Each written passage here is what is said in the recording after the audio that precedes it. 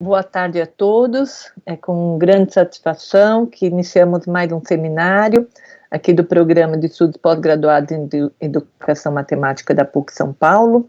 E hoje temos a visita da nossa colega Cibele Assis, da Federal da Paraíba, que vai fazer um seminário aqui bem interessante. E a professora Sônia Barbosa Camargo Igliori vai fazer a mediação. Então, eu passo a palavra para a professora Sônia, para que ela faça a apresentação da professora Cibele. Obrigada, Ana Lúcia. Boa tarde, meus queridos alunos, queridas alunas, queridos e queridas colegas, e minha grande amiga Cibele. O professor Luque Trucci dizia assim: quando tem nome comprido, é de brasileiro.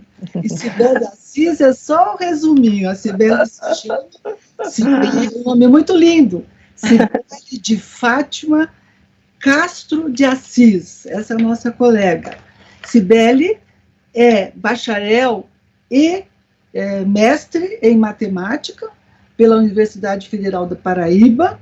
Ela fez esse mestrado terminou o bacharelado e o mestrado em 2004.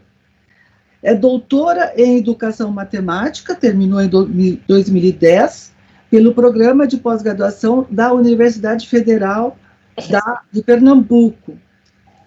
A linha de pesquisa dela foi Educação à Distância. Ela fez pós-doutorado em Educação Matemática, no período de 16 a 18, pela Universidade Federal do Pernambuco, e com estágio no Instituto Nacional de Educação da França, do Lyon, né? Ela é professora adjunto 4 do Departamento de Ciências Exatas, de pós-graduação e ensino de Ciências Matemáticas, na Universidade Estadual da Paraíba. Cibele tem experiências na área de educação matemática, e uso de tecnologias nos temas metodologia de ensino, ensino-aprendizagem, formação de professores, e ela atua nos grupos de pesquisa GPEM, da Universidade Federal da Paraíba, e o LEMATEC, da Universidade Federal do Pernambuco. Atualmente, a Cibele desenvolve pesquisas na área de didática da matemática e seus desdobramentos na perspectiva da abordagem documental do didático. Antes de passar a palavra para a Cibele, eu gostaria de registrar duas participações de Cibele conosco, um na PUC e um interinstitucional. Na PUC, nós fizemos um projeto em final de 2019 de formação de professores, uma pesquisa de formação, em que Pierre foi o coordenador do projeto, do ponto de vista pedagógico, e a Cibele nos auxiliou, participou também como pesquisadora nesse projeto. Esse projeto foi financiado pelo PIPEC da PUC São Paulo. E nesse momento, para o nosso programa tomar conhecimento, já sabem disso, mas eu repito, nós temos um projeto interinstitucional, do qual participam colegas da PUC São Paulo, né? A Universidade Federal do Paraíba com a Cibele, a Universidade de Pernambuco, que hoje nós devemos estar recebendo bastante estudantes que iriam participar, e a professora Iranete, a professora Verônica Vitirana, a Universidade Federal do Mato Grosso do Sul, com a Catiane Rocha, e a Universidade Federal do Amazonas, com o Francisco, nosso ex-orientando de pós-doutorado. Então, eu gostaria de destacar algumas palavras que vocês devem prestar bem atenção na conferência da Cibele, que vai começar em seguida. Palavras como trabalho com recurso, a teoria abordagem documental do didático, sobre a metodologia que ela vai utilizar, que é a qualitativa, a reflexiva e, em especial, o estudo de caso. O sujeito das pesquisas são o sujeito, né, da pesquisa é uma licenciada de matemática, licenciada, né, em matemática, licencianda, né, ela ainda não tinha se formado. E, em especial, a questão da metamorfose. Eu passo a você, Cibele, a palavra, e bom seminário para nós. As perguntas ficam no chat, e, ao final, a gente passa para a pesquisadora. Obrigada, vamos lá.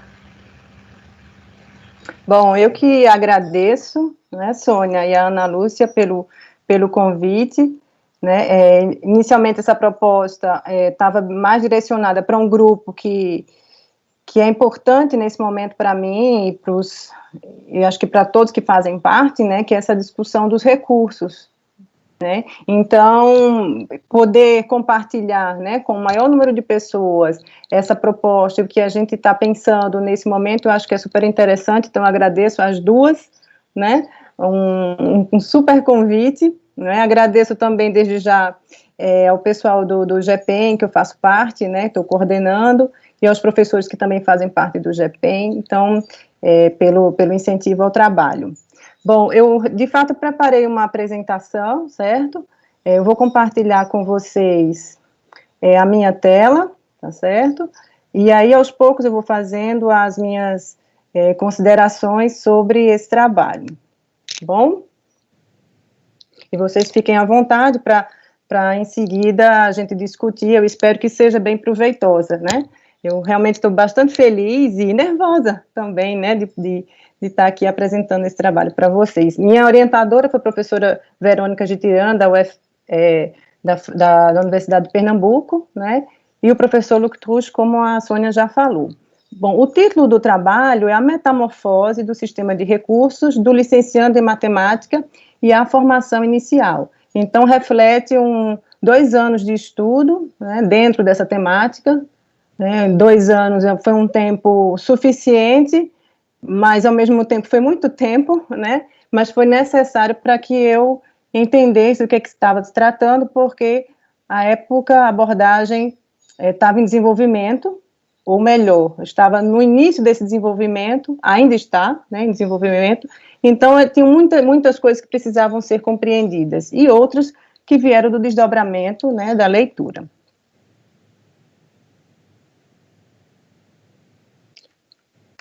Bom, rapidamente, o que é que eu preparei para hoje? Eu vou trazer para vocês de onde vêm essas minhas questões, certo? Então, vou falar sobre esse meu contexto, né, como professora da Federal da Paraíba, né, professora do curso de licenciatura em matemática.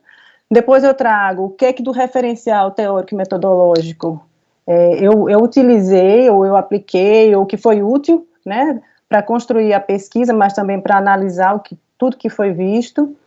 Vou dar um destaque nessa ideia de metamorfose, certo? Então, vou trazer o caso da licencianda Cecília e tudo que a gente aprendeu com ela, né? Depois eu faço o inverso, eu saio do caso e tento mostrar o que a gente pode, de repente, generalizar, certo? E aí eu espero, sinceramente, que vocês me ajudem, né, nessa proposta de generalização e passando para uma reflexão sobre a formação inicial, né? E, no final, algumas perspectivas de trabalho que eu observo. Bom, o meu contexto é o seguinte, eu sou professora, né, da licenciatura, e o que eu tenho observado é que durante o curso, né, os alunos, eles voltam, quando terminam, né, quando eles terminam o curso, eles voltam para as escolas onde eles estudaram. Então, eles viram professores das escolas, né, onde eles foram alunos. E esse contexto eu achei super, super interessante e, ao mesmo tempo, traz muitas questões, né? Que recursos são esses que esses alunos, né, utilizam quando eles voltam para a escola? Eles saem e voltam com que bagagem, né, em termos de recurso? A escola evoluiu em termos de recursos? Eles acompanharam isso? Ou ocorre o contrário? E aí, um dos exemplos foi o GeoGebra, certo? Então, o GeoGebra foi um recurso que alguns dos alunos com que eu tive contato próximo conheceram somente na universidade. E eles voltam para as escolas e utilizam o GeoGebra, tá? Então, esse é só um exemplo de um recurso, mas isso acontece com outros, com milhares de outros, né? E aí a gente observa que nesse movimento existe um processo, né, de desenvolvimento profissional, né, conhecimentos que vêm da formação, conhecimentos teóricos, né, que se mobilizam, né, na prática também, que alimenta a prática. E eu observo esse contexto como um contexto onde tem bastante afinidade, né, com a formação e evolução, dos sistemas documentais ou dos sistemas de recurso do professor. E é assim, né, que surge essa questão, como esses futuros professores de matemática constituem seus sistemas de recurso. Então, quem já tem alguma leitura, mínima que seja, na abordagem documental, vê que a palavra recurso e documento são as palavras centrais, né? Então, como é que isso tudo se forma? E é claro que não existe uma fórmula, nem existe um modelo, mas eu vou apresentar aquele que eu pude compreender no meu trabalho. Bom, na abordagem documental, a gente conhece, né, recurso, documento, instrumentação, instrumentalização, esquema, classe de situação. Então, são objetos teóricos, né, que a gente observa nos textos do Luc e dos colaboradores dele, e que também foram necessários à compreensão, né, para realizar esse trabalho. Então, a primeira observação que eu trago da abordagem documental em relação ao meu trabalho, ou o meu trabalho em relação à abordagem documental, é que ela trata muito mais, pelo menos na época quando eu comecei, era muito mais sobre os professores experientes. Então, todo o processo de gênese, todas as experiências relatadas eram de professores experientes.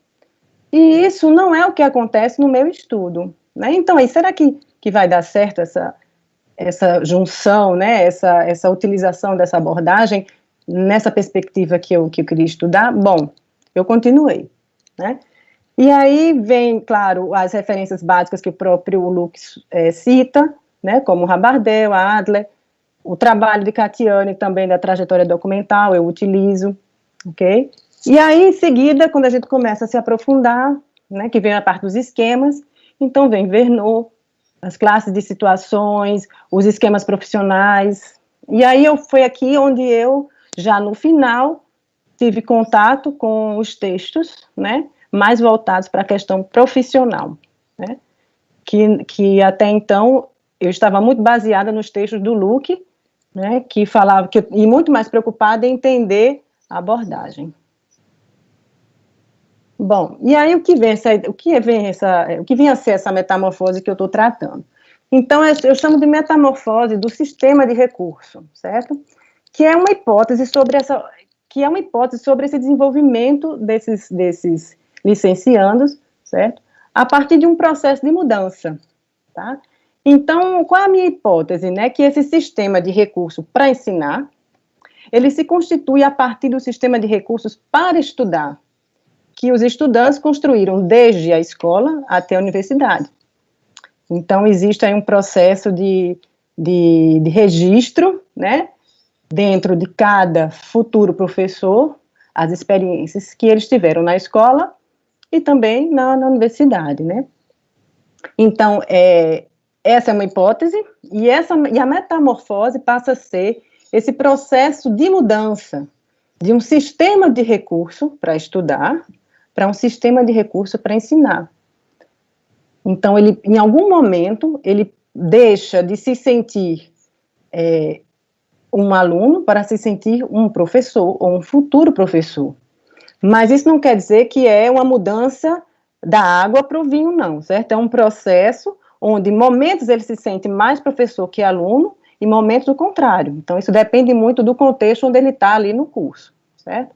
E esse processo, ele é alimentado, né, numa relação entre o conhecimento que ele vai adquirindo, né, o desenvolvimento dele que ele vai adquirindo, que também alimenta esse processo, e esse processo também alimenta a aquisição de novos conhecimentos, então a curiosidade, a vontade de saber como fazer, certo? Então existe uma inter-relação aí. Bom, e aí a análise dessa metamorfose, certo? É essa forma de compreender, é uma forma de compreender o desenvolvimento desses alunos durante o curso. Bom, e aí eu trago a metamorfose para ficar, assim, para ser mais prática, né? Como é que, ok, aí tem uma ideia, mas como é que eu passo a utilizar, né, esse conceito de maneira prática? Eu passo a utilizá-la considerando 3 dimensões. A primeira, que eu chamo de conteúdo, a segunda de estrutura e a terceira de natureza, tá? Esse conteúdo é a dimensão material, é aquela que a gente vê, né? Então, vê e mesmo assim com uma lupa, tá? São os recursos que você sabe que o aluno ali mobiliza, né, os recursos materiais. Né? A Chong Yang, por exemplo, ela na tese dela, ela foi atrás de estudar os recursos não materiais, né? E eu, nessa dimensão conteúdo, são os materiais. Então, você sabe que o aluno utiliza um determinado software, o aluno utiliza um determinado livro, e assim fica mais visível e até mesmo enumerável, né, essa quantidade, esses recursos desse aluno, desse professor. Então, que recursos, né? De que tipo são? Quando foram usados? Então, a gente consegue meio que pegar, sabe? A gente pega esses recursos, a gente consegue até se colocar no lugar do aluno e ir atrás, experimentar, ver o que foi que ele fez. Bom, essa é a primeira dimensão. A segunda trata da estrutura. Então, aí você vai olhar, esse recurso que ele utilizou serviu para quê? Né? O que foi que ele fez com esse recurso mesmo? Então, peraí, deixa eu cascavucar aqui e experimentar, fazer. Vou tentar fazer tudo que ele fez, até para tentar entender qual foi a lógica, né? O que foi que ele mobilizou ali para produzir uma determinada tarefa, por exemplo. Certo? Então, aqui você começa a ter não somente um conjunto de recursos, mas um sistema, né? Que é quando o Luke disse que ele é mais estruturado do que um conjunto, porque o sistema ele distingue, né, quem é quem ali dentro. Né? E aí vem as ideias de recurso mãe, recurso filho,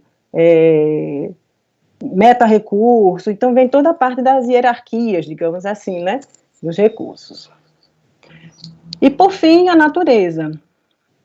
Aí aqui é que a coisa começa a ficar assim mais apimentada, né, porque a gente vai entrar num campo que, sinceramente, para mim, é muito difícil. Eu não sou, não tinha, né, minha formação muito da matemática, só aqui que eu comecei a fazer as leituras, né, mais profundas, assim, sobre a parte de esquema, sobre a parte de conhecimento, de competência. Então, vem um conteúdo aqui que apimenta a pesquisa, mas que, ao mesmo tempo, você consegue alcançar, sabe? Eu acho que, e o prazer de encontrar, né, esse ponto aqui é muito interessante.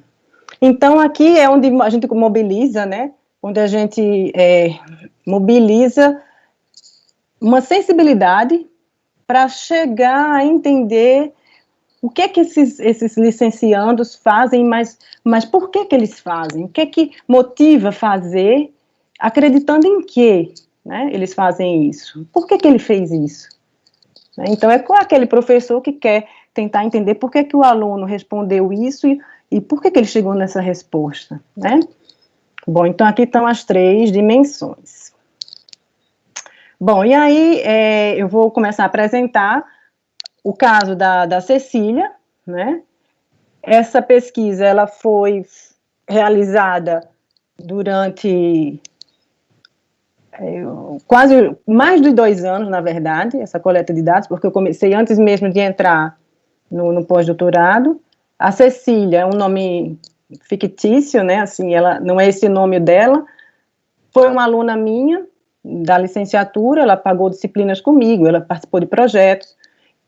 Essa mesma pesquisa eu fiz com mais 2, mas estou apresentando o caso dela. E um dos projetos que ela fez comigo foi o seu trabalho de conclusão de curso. E aí vocês vão, daqui a pouco, entender a lógica, né, de ter considerado ela como um estudo de caso para a minha pesquisa. Bom, comecei, né, fazendo com ela uma trajetória documental, pedi a ela que respondesse quais eventos e recursos contribuíram para a sua formação de professora. Então, a trajetória documental, né, segundo Catiane e o Luke, é essa organização, de acordo com o tempo, né, dos eventos. E aí, como ela já estava no final do curso, ela pôde revelar vários dos recursos que ela utilizou e que ela considerou importante para a sua formação de professora. E eu organizei, então é por isso que ela é uma trajetória inferida, né?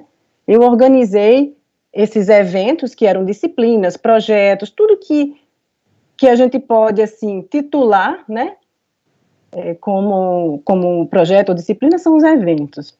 Então, eu organizei aqueles que estavam mais voltados para situações de estudo e de ensino, né, e também separar esses recursos que eram mencionados de acordo com alguma classificação. Então, eram recursos tecnológicos, eram recursos mais de caráter profissional, mas o outro era mais didático. Então, eu tentei fazer essa organização, essa categorização, certo?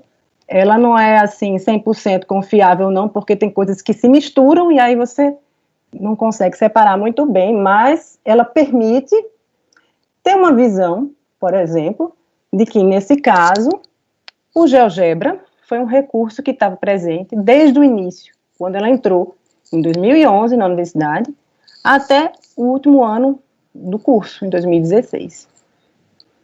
E mais, não só presente, mas ele foi um recurso que participou de diferentes eventos, né, na vida profissional dela, sendo esses eventos tanto para estudar como para ensinar. Bom, então foi que eu pedi a ela.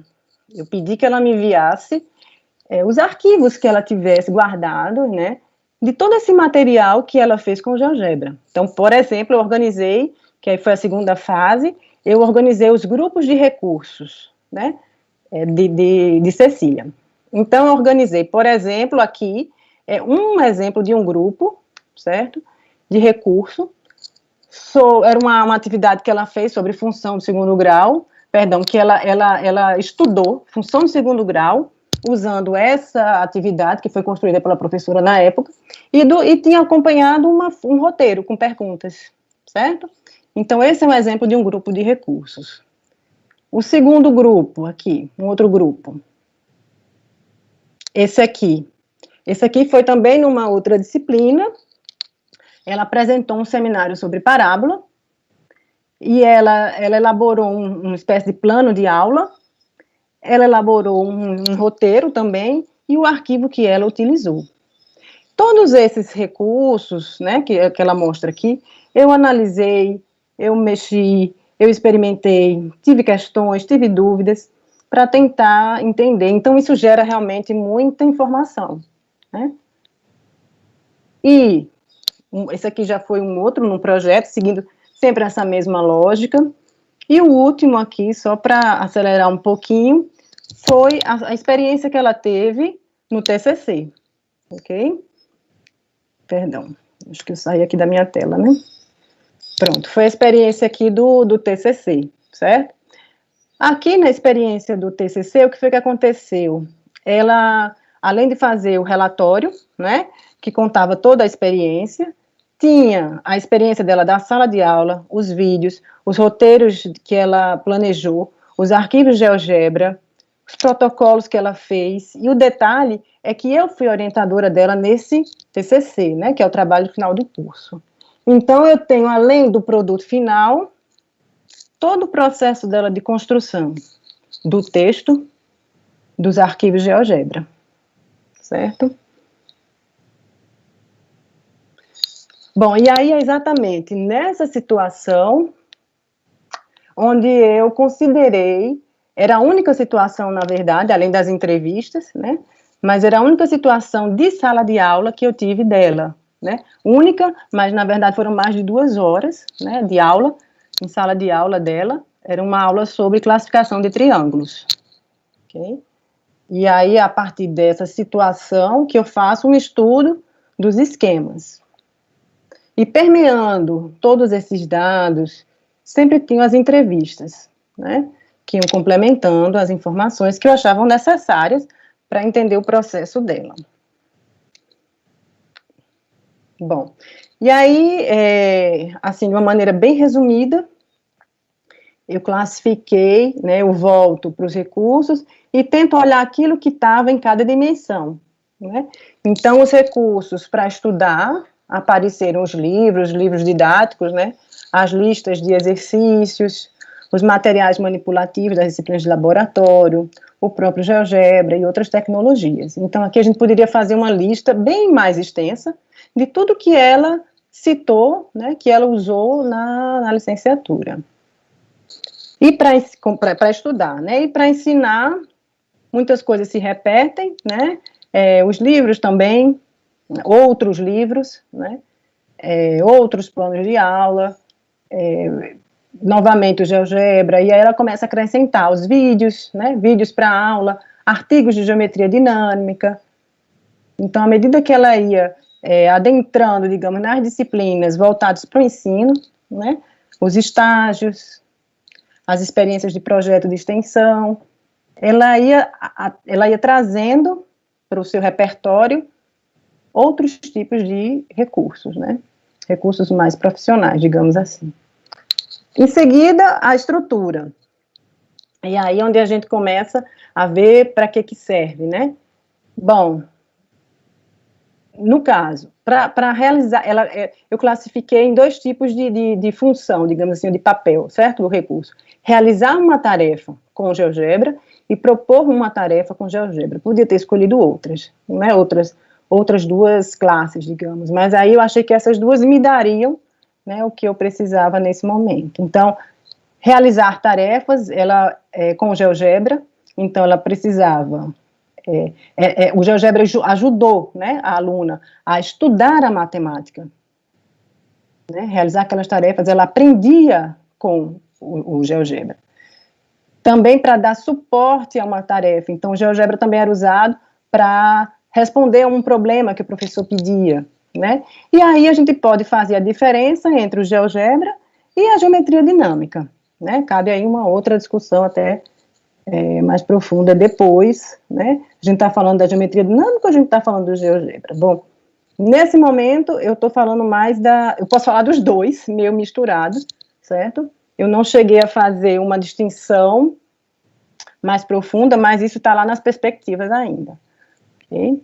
E na parte de propor tarefas, ela usa, né, conceber e estruturar uma tarefa. Então, ela usa o GeoGebra, né, para conceber uma tarefa. Então, a tarefa que ela criava, assim, na época, era baseada no que o GeoGebra permitia, né, e era também o que o GeoGebra permitia que o aluno poderia fazer. Então, a ação do aluno estava dependente do que o GeoGebra permitia, do ponto de vista dela, né?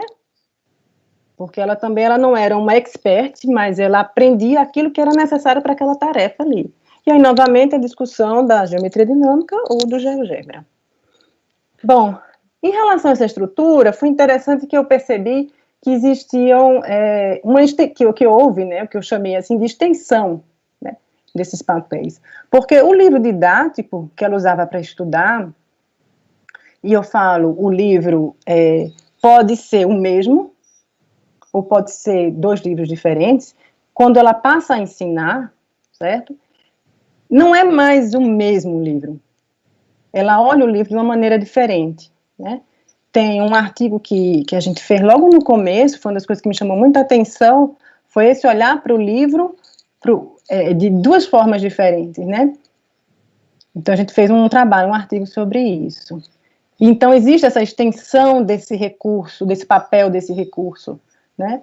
As listas de exercícios, ela também traz cópias de exercícios, ela e um outro aluno que eu observei, cópia de exercícios que eles fizeram como aluno, sei lá, sobre equação de 2º grau, uma disciplina lá do começo.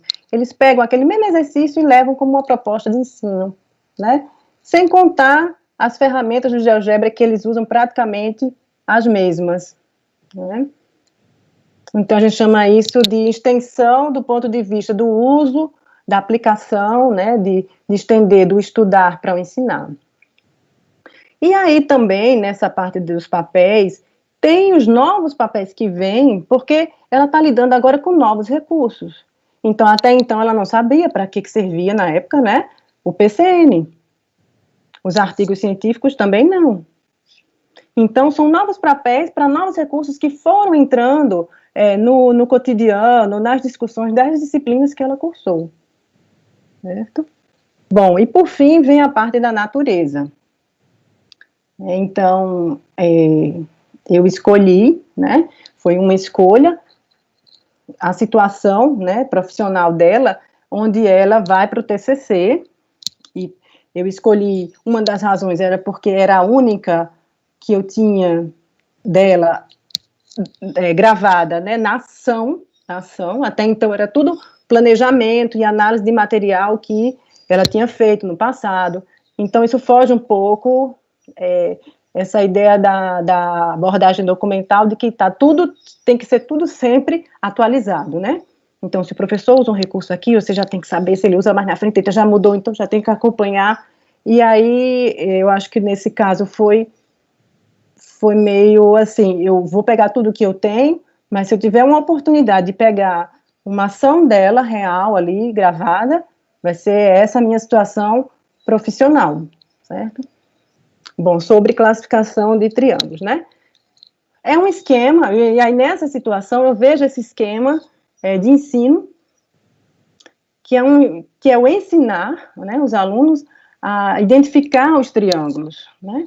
A classificação dos triângulos, mas usando esse recurso do GeoGebra e num laboratório de informática de uma escola pública. Okay? Bom, aí aqui essa imagem é uma imagem do vídeo, certo? Eu tinha pensado em trazer o vídeo, mas ele não está de boa qualidade, então talvez seja melhor nem passar, né? Foi uma decisão que a gente tomou, já que o vídeo não estava muito bom. Então, vejam só, o que é que a gente observa aqui nessa imagem, né? A aluna, né? A Cecília, né? Alguns alunos aqui, os alunos com os seus computadores, com os computadores do laboratório da escola, uma projeção lá no alto, tem um quadro, ela tem um computador dela, ela tem uma folha, né, um roteiro de aula, que é a mesma dos alunos, que os alunos preenchem à medida que vão explorando, certo? Deixa eu ver se eu consigo aqui somente passar um pouco do vídeo, sem o som, para vocês verem um pouco da dinâmica, tá?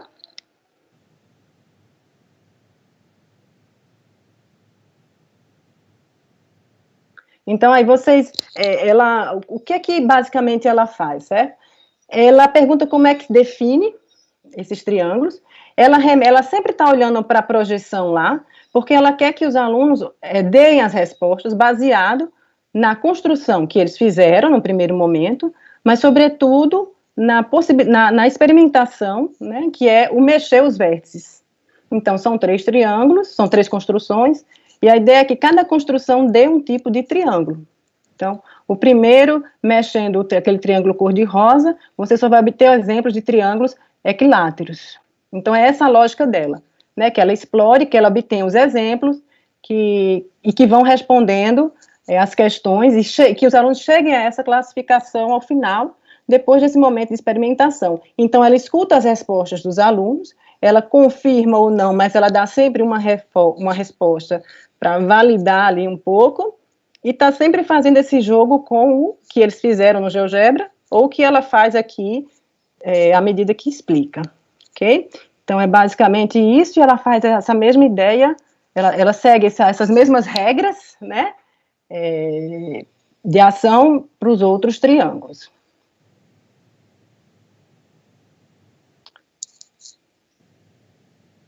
Bom, então esse é o contexto dela, né, uma situação de ensino. Oi, Sônia. A Celina falou que o vídeo não está passando. O vídeo não apareceu? Não tem problema, Sônia. Eu parei o vídeo, certo? E vou ficar só na imagem agora. Eu parei o vídeo mesmo. Eu sei. Tá? Eu vou voltar aqui para o meu slide e vou seguir aqui, não tem problema não, tá?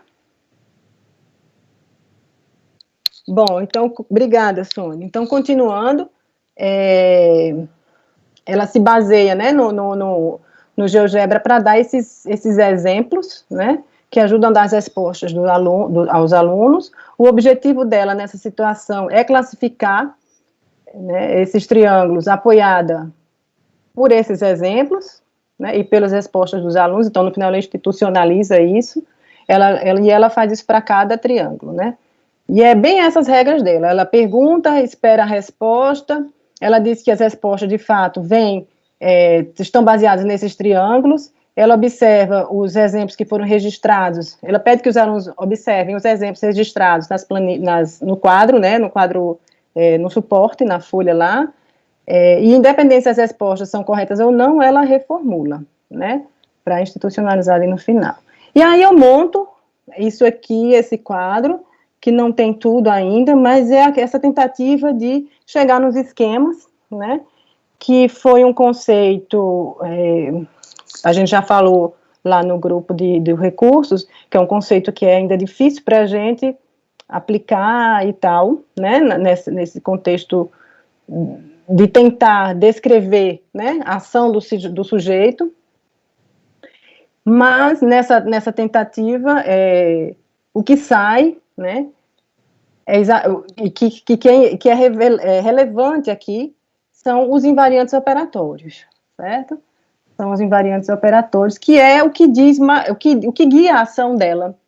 E é exatamente essa busca por essa resposta que, no meu ponto de vista, vai responder à natureza, né, da metamorfose dela.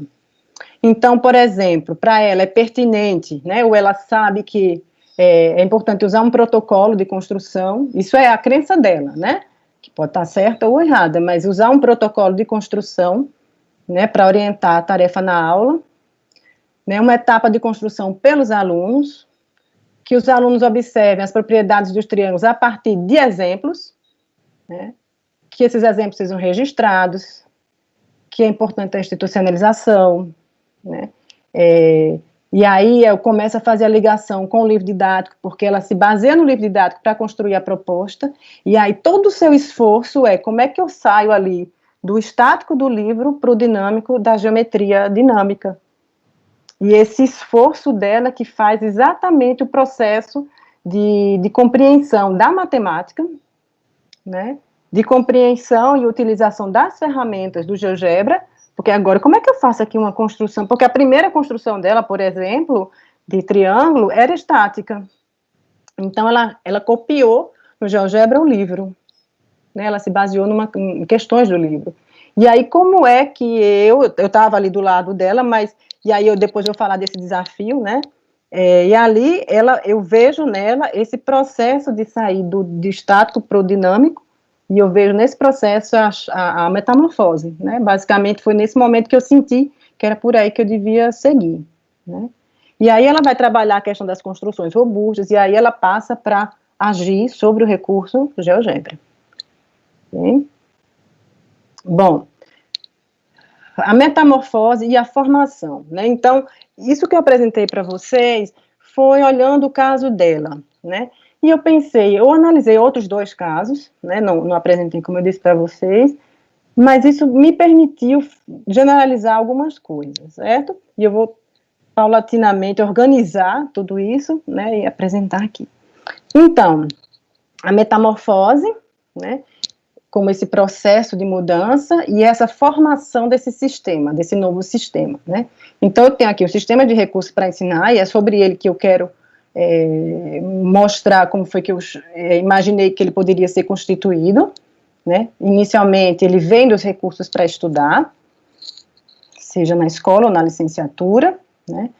Entre esses recursos para estudar, existe a própria estudar a matemática, né, estudar sobre questões de didática, estudar sobre tecnologias, okay? Então isso tem a ver com a própria formação do aluno, né, as oportunidades que ele tem ali na formação. E é claro, entre esses recursos para estudar estão os recursos dos seus próprios professores, né, sejam eles da escola, né, que a gente guarda isso muito forte, ou os professores da licenciatura ali mais atuais, certo? Então esses recursos, eles vêm sendo registrados ali no consciente ou no inconsciente. Bom. E aí a gente observa essa dimensão conteúdo, certo? Bom, para passar, né, desses recursos para estudar, para ensinar, eu chamei de recursos transacionais, que são esses que fazem a transição, certo? Para estudar e ensinar. Que recursos poderiam ser esses? São recursos que tanto foram usados para estudar, quanto para ensinar, e esse é o caso do GeoGebra, ok? É o caso do GeoGebra, é o caso do livro didático também, certo? Então, o GeoGebra, ele ganhou esse status, né, de recurso que fez essa transição, que ajudou nessa transição, e que permite uma análise dessa transição. Bom, recursos para ensinar. Então, novamente, vem o recurso dos professores, né, como uma herança também. No outro caso, era uma herança do ponto de vista do aluno. Então, muitas vezes o aluno, o futuro professor, o professor, a gente pergunta como é que a gente ensinaria isso, né? Se eu fosse um aluno, então ela traz coisas que estavam guardadas da época de aluna dela, por exemplo, o livro didático. Não tem dúvida que esse foi um dos recursos mais fortes para estudar dela, né? Junto com o GeoGebra, depois na licenciatura. Então, o livro didático desde a escola e o GeoGebra na licenciatura. Então, os recursos dos professores e os recursos profissionais, que foram novos recursos, como eu já falei, na época o PCN, as avaliações, as discussões sobre avaliações do SAEB, os artigos científicos, ok? E aí a gente começa a ver essa mudança nessa estrutura do sistema, certo? Bom, e a gente, como eu já adiantei um pouco, tem essa extensão, né, dos papéis dos antigos dos recursos, mas também tem os novos papéis que vêm com os novos recursos, e aí vem todo esse processo de desenvolvimento, né? E, por fim, as mudanças, né, nos esquemas.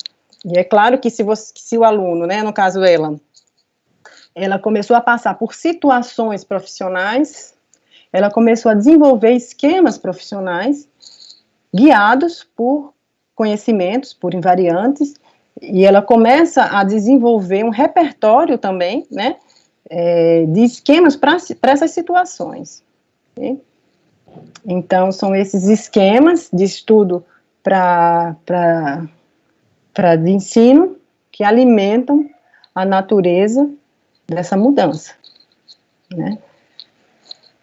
E muitas vezes essa reflexão do que, se eu fosse aluno, como é que eu ensino, como é que eu gostaria de ser, que me apresentassem, né? O que eu gostaria de ouvir? Bom, e aí esses esquemas também fazem uma transição, os esquemas também são elementos de transição, né? E aí tem duas coisas muito interessantes que eu vi, eu acredito que eu não coloquei aqui a referência, mas eu acho que foi no texto um dos textos do Luke, acho que em 2 textos, agora me falha a memória, é que ele fala que os invariantes, esses esquemas, eles são resistentes e são flexíveis, né? Eles são resistentes, e aí só depois de muito tempo foi que eu vim entender, eles são resistentes porque eles estão presentes, no caso da aluna, em seus esquemas de estudo, então eles se mantêm, né? Eles se mantêm ali, mas eles não se mantêm iguais necessariamente. Por isso que eles são flexíveis, porque também a partir desse esquema resistente, né, ela passa a trabalhar nesse esquema, né, vivendo situações profissionais, é importante dizer, porque sem as situações ela não vai desenvolver nada, se ela não se colocar, se ela não vivenciar, né, nessas novas situações profissionais, ela não vai usar esse esquema que era resistente, esse invariante resistente, né, para o desenvolvimento de outros esquemas. E muito mais quando ela passa a integrar os recursos antigos com os novos, né? Então, esse quadro, ele tenta resumir, né, o que essa minha leitura, né, desses processos e de uma maneira mais generalizada. Tá? Bom, e aí eu passo para as reflexões sobre a formação inicial. Tá? Vou voltar. Vamos lá. Minha primeira reflexão é para essa questão da sensibilização para os recursos e para os usos. Essa sensibilização, ela não deve ser... a gente deve ter cuidado, porque ela quer dizer que vamos olhar para os recursos que esses alunos estão usando na licenciatura. Se é possível olhar, né? O que as disciplinas estão propondo, o conjunto das disciplinas, não são as disciplinas isoladas, né? vamos mudar esses professores das disciplinas, porque assim eles também, os alunos também podem conhecer outros recursos em outros contextos, né? E não só os recursos que estão sendo usados, mas quais são os papéis desses recursos que estão lá, né, na formação. Então, eu acho que quem está à frente de coordenação, quem é professor formador, tem que ter uma sensibilização para isso, né? Além da sua própria. Então, se eu sou professor formador, quais são os recursos que eu estou usando? Vamos tentar variar esses recursos para que a gente proponha a esse aluno, né, situações onde eles possam usar a criatividade deles, né? Então, já entro no próximo ponto. A criatividade deles, né, que eles possam evoluir em termos de recursos, né, de sistema de recurso, porque existe ainda uma discussão da evolução dos sistemas de recursos, né? Existe a Constituição, né, a Constituição, a estruturação e a evolução dos recursos, né? Um capítulo do livro do Luke trata só sobre isso, né? Então, é a criatividade que está sendo colocada ali, que deve ser motivada, né? E a mobilização de novos esquemas de utilização que vêm novos invariantes, né? Tanto pelas situações que são propostas pelos professores, como professores, formadores, como aquelas situações também que o aluno se coloca como professor, né? Bom, em seguida, o terceiro ponto, é o ponto que eu falo do acompanhamento desse processo do aluno, né? Então, eu vi o quanto é importante que cada aluno, que a gente veja ali em cada aluno uma metamorfose, ou várias metamorfoses, né? Isso é bem uma discussão que também cabe, é singular ou é plural? Bom, mas que a gente veja em cada aluno uma especificidade, né? E que, se a gente olhar ali o indivíduo, o aluno, da licenciatura, o futuro professor, quais são os recursos desse professor nesse momento? Quando ele termina o curso, qual é essa bagagem, né, que ele leva? E aí eu não estou querendo centrar toda a atenção no recurso, mas centrar a atenção no que vem, né, do recurso que ele utiliza, ou dos recursos que ele utiliza. Porque, na verdade, o recurso, ele não é, no meu ponto de vista, e nessa perspectiva, né, do acompanhamento desse processo formativo, o recurso é um objeto, né, que vai fazer um zoom, né, um zoom out, assim, em tudo que o aluno, em muita coisa que o aluno pode mobilizar, né. Então, o que é que a gente consegue perceber ao final do curso, né, quando a gente faz uma trajetória documental, por exemplo, de um aluno, né?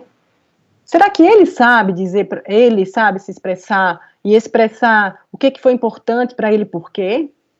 Eu acho que essas questões fazem o aluno refletir sobre o processo formativo dele, mas fazem a gente, como professor formador, também refletir sobre o trabalho que a gente está fazendo, sobre o processo, sobre a nossa contribuição nesse processo, sobre o nosso acompanhamento nesse processo, né?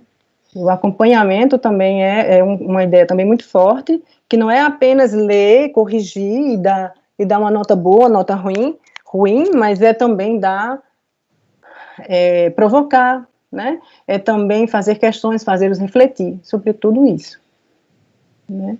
Bom, e aí eu acredito que essas duas ideias, a ideia da metamorfose, mas a ideia da trajetória juntas, elas podem ser consideradas referências para essas análises, né, do curso, dos alunos, do trabalho dos alunos, dos professores. Ok? Bom, e para finalizar, deixa eu só beber uma água aqui.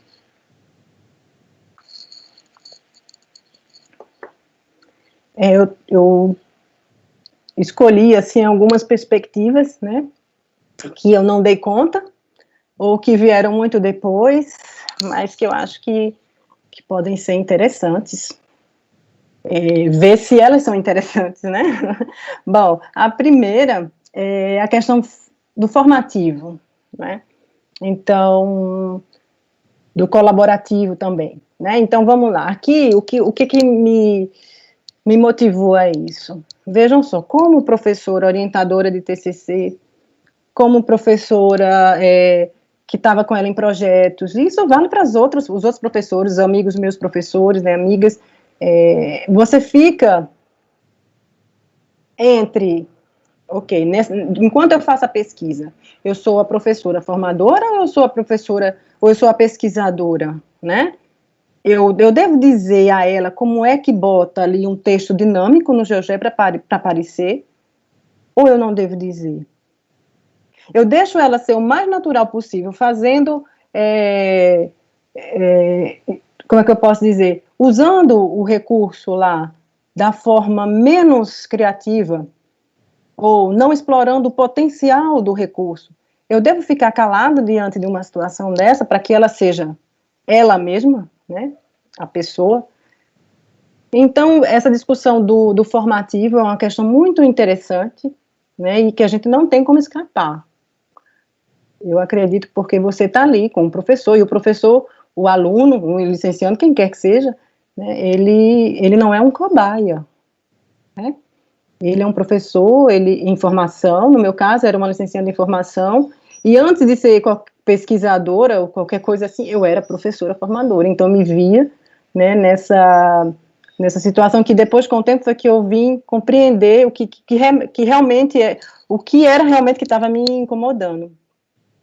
E aí eu descobri que o caminho para isso, e aí eu vim descobrir isso depois, quando eu comecei a ler sobre pesquisa colaborativa, né, com o Pierre, e aí veio a Sônia também, é que nesse processo a gente parte, né, das inquietações ali reais, mas a gente acompanha, né, a gente acompanha nesse processo todo quem tá vivenciando. Então, eu acho que uma continuidade do meu trabalho seria de olhar o processo formativo, né, a investigação reflexiva que o Luke traz, né, nas interações, quando ele revela os recursos, quando discute quais foram os eventos importantes, ele traz a investigação reflexiva porque ele mobiliza, né, aquilo tudo que ele vivenciou, mas uma reflexiva que seja também formativa, por que não? E aí, não é dizer o que é bom, o que é ruim no GeoGebra, mas, por exemplo, mas é motivar, é provocar com questões que façam, né, a pessoa que está ali refletir, né, sobre o que ela fez, o que ela poderia fazer. Bom, um outro ponto seria de também avançar nessa discussão do desenvolvimento profissional, né? Então, dar mais nomes, assim, aos objetos que foram encontrados, né? Os invariantes, etc. Por que não falar de competências, ou do conhecimento do conteúdo, ou conhecimento pedagógico do conteúdo? Então, eu sei que é um campo que se abre muito, e que você tem como trazer, e deve trazer, né, outros elementos para dar um suporte maior na discussão. Eu senti falta disso e eu acho que faz parte, né, de quem está estudando a abordagem documental didática, tem que ir para uma outra, junto com a abordagem, trazer outros elementos da didática, por exemplo, para dar um suporte na discussão, quando você vai aprofundando o estudo. E aí, o terceiro ponto, seguindo essa linha dos conhecimentos, das competências, e que eu também fiquei bastante motivada para estudar depois, e acabei não fazendo nada, foi será que a gente não tem nada a respeito das competências profissionais para o uso do GeoGebra, por exemplo, né, ou de um recurso específico?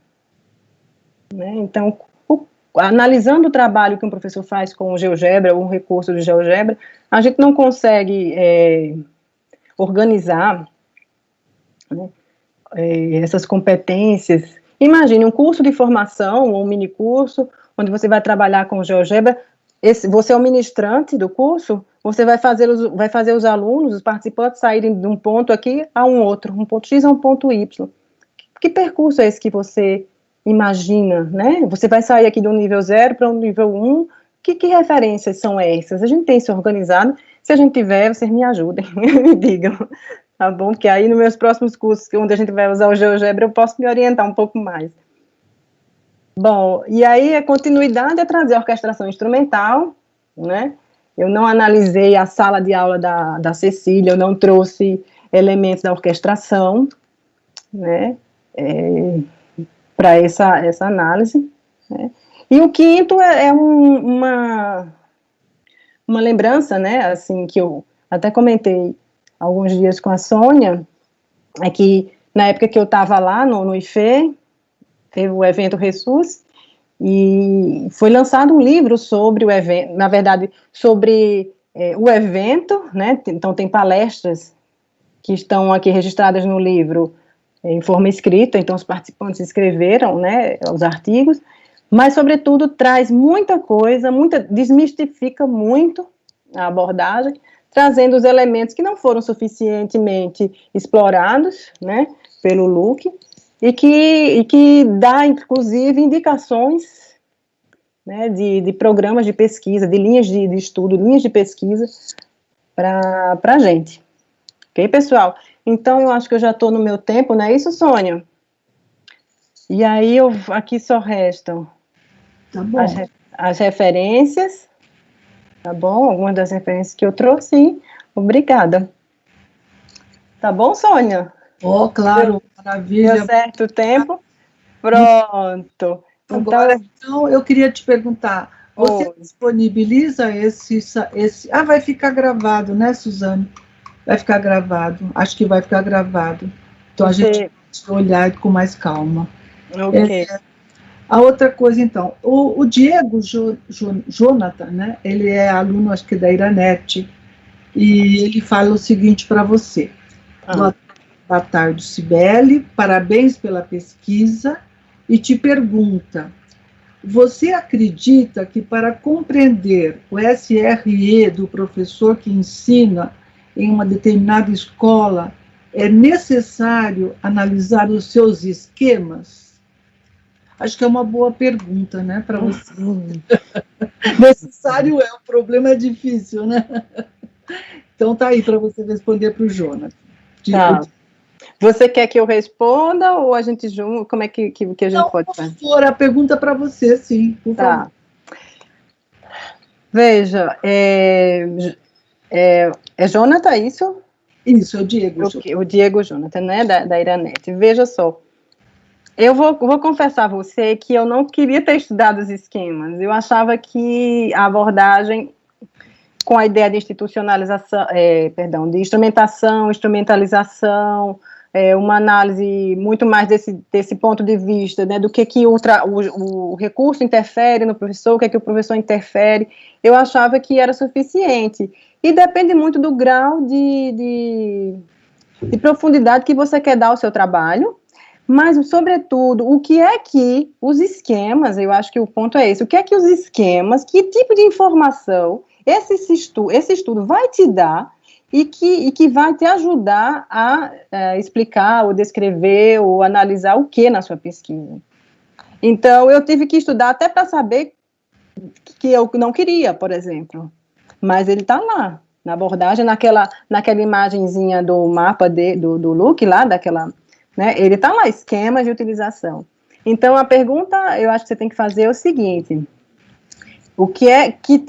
qual é a vantagem, né? O que é que vai trazer, qual é a contribuição desse estudo para o seu trabalho? Ele vai acrescentar em quê, né? E no meu caso, ele acrescentou porque eu pude chegar de maneira mais organizada, a partir da análise da atividade dela, da ação dela em sala, coisas que eu só estava tendo intuitivamente e não sabia muito como organizar, né? Então, a análise fluiu depois que eu tive esse entendimento. Eu vou completar um pouquinho, lembrando, porque tem bastante alunos no nosso programa que já trabalharam com Rabardel, né? Então, no caso do Rabardel, que você transforma um artefato em instrumento pelo esquema, né, de utilização, na teoria do Luc Truch, o documento, ele constitui o recurso com esquema de utilização. Então, se você está interessado na trajetória documental, né, e não apenas no recurso, né, você precisa, sim, Diego, estar com atenção para os esquemas, né? Agora, depende da amplitude da pesquisa, depende de vários fatores, mas a conceituação de documento é uma junção, né, na perspectiva do Rabardel. Tem mais alguém, Danilo? A Celina...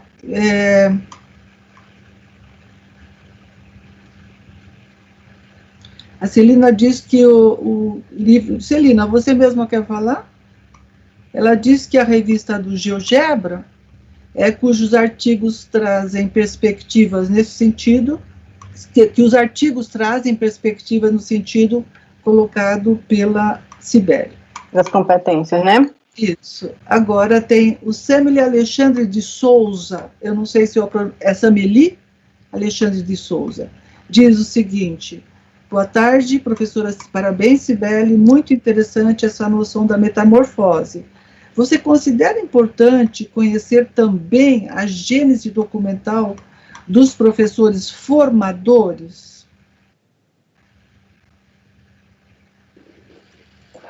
Interessante a pergunta. É Sameli. Sameli. É interessante essa pergunta, mas aí a gente queria conhecer a gênese documental de um recurso específico, e para depois ver como os alunos diversificam ou usam o mesmo recurso.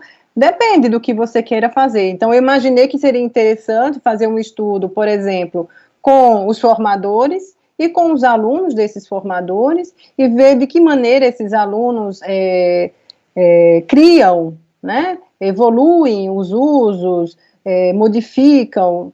Pode ser interessante, ou se aproveitam, né, num bom sentido, do que foi ali ensinado através, né, desses formadores, para ir mais além, né, ou se tem muito mais copiar, né, se existe só a cópia, mas se existe a criação depois.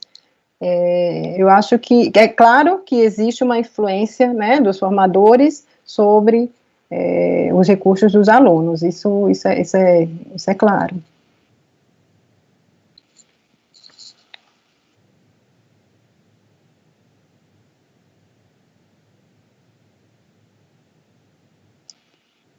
Sônia? Não estou te ouvindo. Isso. São essas as questões que eu recebi dos participantes. Eu acho que tem muita coisa aí no que se apresentou, né, Cibele?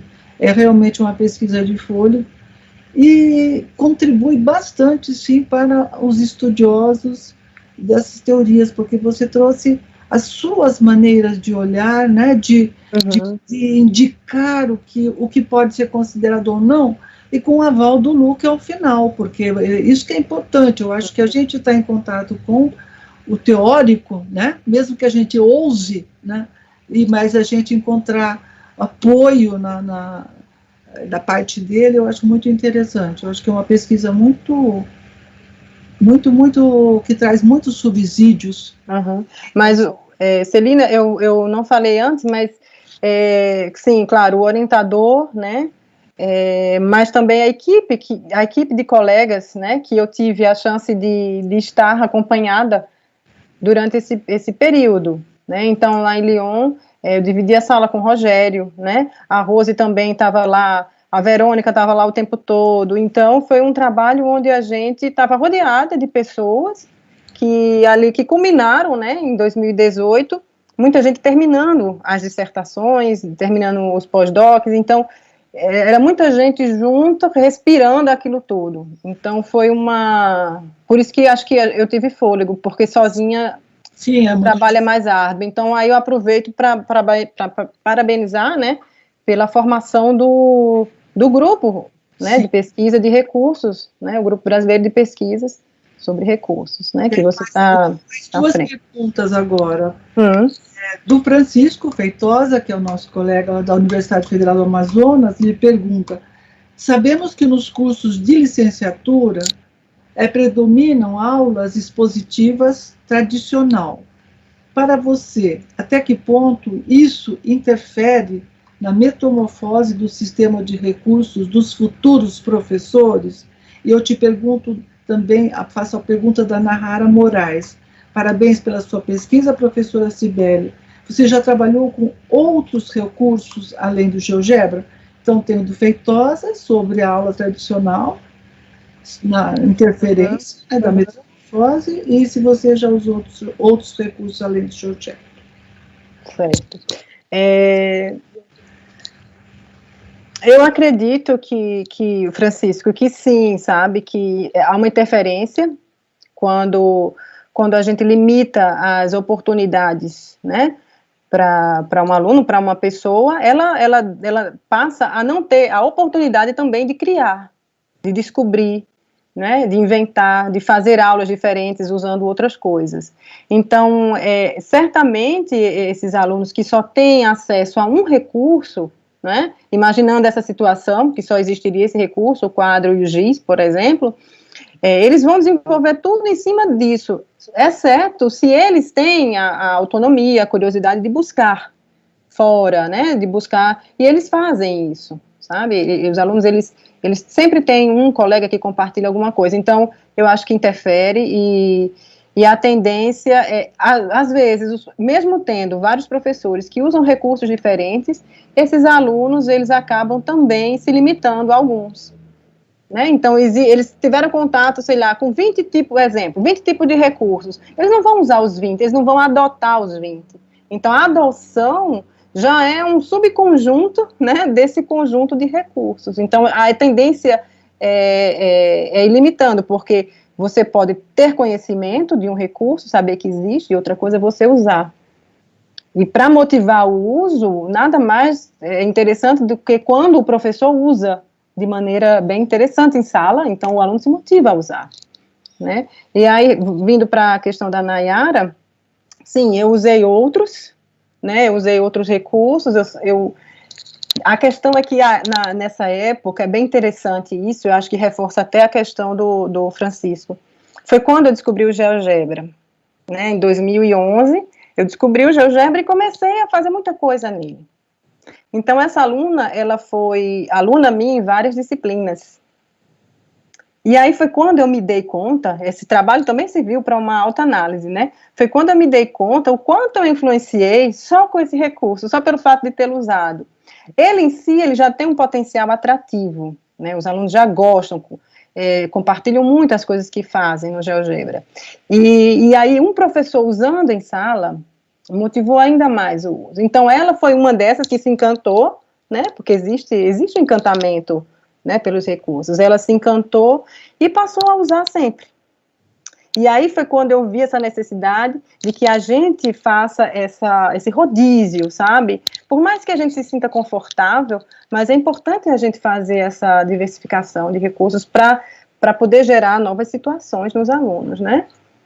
Então, já faz até um bom tempo que eu não uso ele, já estou usando outras coisas, que é para não, até para apagar, né, da minha memória, tudo que eu fiz, de repente, para começar de novo de uma maneira diferente.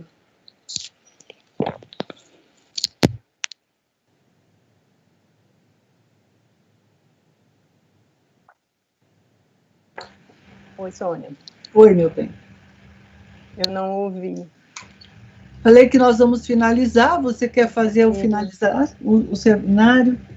Acho que as perguntas já foram todas respondidas. Eu só agradecer, Sônia, né? Agradecer a você, a Ana Lúcia, agradecer aos participantes aqui que tiveram curiosidade de me perguntar alguma coisa, de trocar ideias aqui comigo. Muito feliz de poder compartilhar esse trabalho, né? É quase um filho, né? 2 anos, nossa, a idade da minha filha. Ainda agora, no final, apareceu do José Manuel. José Manuel, ele O que é que ele diz? Lá. Só vou falar essa rápido. Tá, eu vou encerrar com a pergunta do José Manuel, tá bom? Ele diz assim, antes de mais nada, obrigado pela apresentação. Questiono se no seu trabalho encontrou no processo de metamorfose dados que possam vir ser importantes para regular os processos de formação profissional. É isso. E tem uma outra aí, tem mais gente. Agora que o pessoal ficou animado, Ana, agora começou Eu fico, hein, Sônia? Eu fico. Tem esse do José Manuel, depois tem mais a última. Tá, eu acho que esse do regular, eu acho que ela é coerente com essa ideia do acompanhamento, né? E essa história do acompanhamento eu vi nos meus dados, sabe?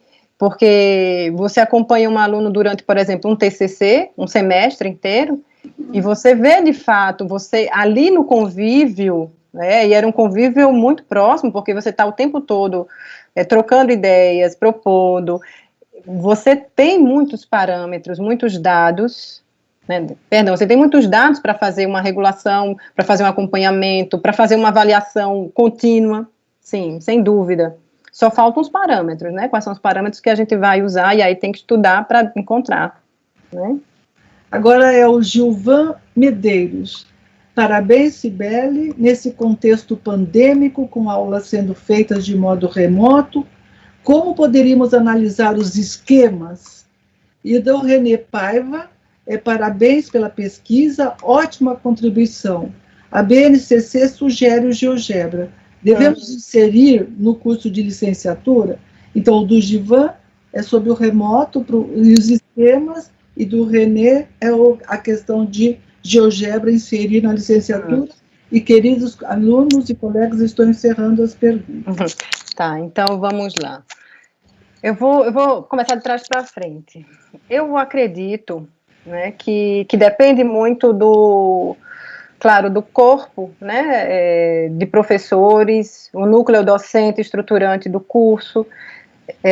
Eu acredito muito que eles, nesse papel, né, de definir quais são os recursos fundamentais e indispensáveis para um professor hoje, certo? E aí vem a questão da atualização e etc. Eu acredito que é preciso definir exatamente um mínimo de recursos. Eu não acredito um curso hoje de formação sem uma indicação do que é que o aluno tem que conhecer, tem que usar e tem que sair do curso sabendo usar. Porque depois, quando ele vai para a escola, ele passa no concurso, vai para a escola, se ele já não tiver esses recursos bem trabalhados, bem, assim, fundamentados, né, um uso fundamentado, ele é muito mais difícil de utilizar. E aí na escola ele vai repetir o que acaba sendo, de repente, mais cômodo, porque a prática, ela é corrida, ela é dinâmica, e às vezes um professor que se aprofunda durante a prática fica mais difícil, né, em termos de recursos, o que não é impossível, né, não estou dizendo isso, só estou dizendo que o momento bom para aprender é na licenciatura, certo? Então, com relação ao GeoGebra, eu digo que a geometria dinâmica, sabe, de um software de um GeoGebra ou de um outro, eu gosto muito dele, né? Mas aí explorando o que ele pode fazer e o que ele não pode, né? É o bom uso, a boa exploração. Então, esse é o meu ponto de vista. E em relação ao remoto,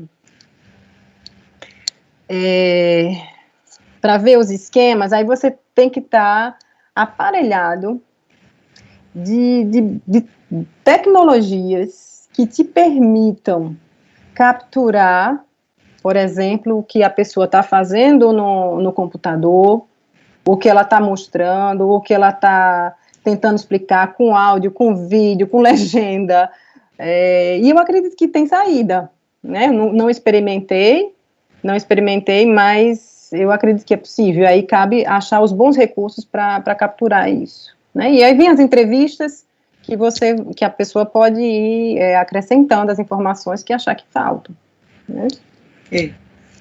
Tá bom, Ana, te passo a palavra. Só quero agradecer a Cibele pela bela apresentação, foi bem objetiva e clara, acho que gerou bastante questionamento nas pessoas que estão assistindo. Eu acho que se tiver algum questionamento posterior, eles podem te enviar um e-mail, não é isso? Sim. Isso. Então, Claro.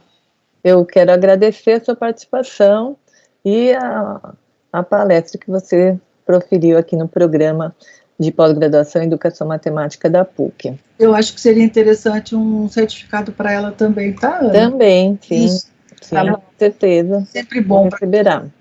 Tá bom. Bom, eu vou agradecer novamente, né, as perguntas, as contribuições, as ideias, né, essas perguntas também fazem a gente refletir, né, em tudo que a gente apresentou. A gente continua, né, a palestra vai continuar aqui ainda, moendo, é bom isso. Está aí para a gente ver ela ou não? Oi?